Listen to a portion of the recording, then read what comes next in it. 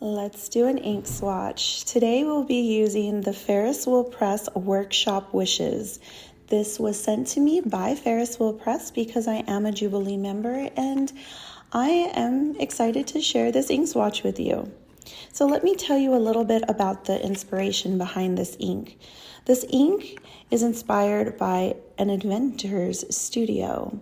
So think about the tools that would be in a wood workshop. You're going to notice a lot of, wood carvings and silver tools, and that is definitely the inspiration in this bottle. So think of a woodworker studio in a bottle, which is very cool in my opinion. Now the base is going to be beige. There isn't going to be a sheen. There will be some silver shimmer and the shading will be high. So you want to make sure to rinse the pens thoroughly when exploring a new ink color. Now the pen that I will be using is the Carousel Ferris Wheel pen.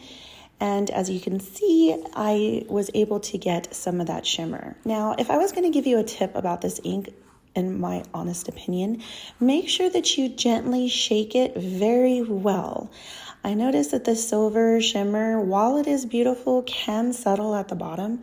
So you want to make sure that you just, give it a nice shake, but not too rough, just gentle shaking. So what's really cool about this ink too is that when it first was announced, I had thought it was going to be very brown. And I'm not a very brown person, to tell you the truth, as far as inks go.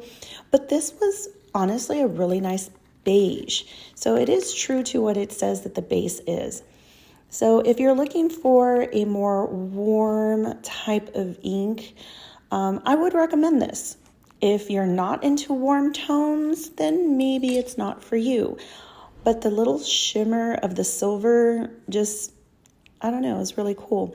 Some people had suggested that this ink looked like motor oil, which I think is a compliment because, again, that goes along with a workshop.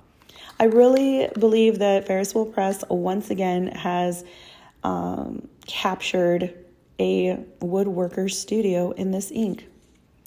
I definitely recommend for you to give it a try. Do give it about a minute or two to dry. Just like with any other fountain pen ink, you want to just be careful when using it.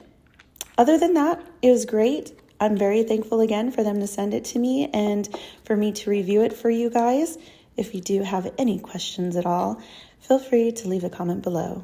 Until next time, I'll see you again soon. Bye!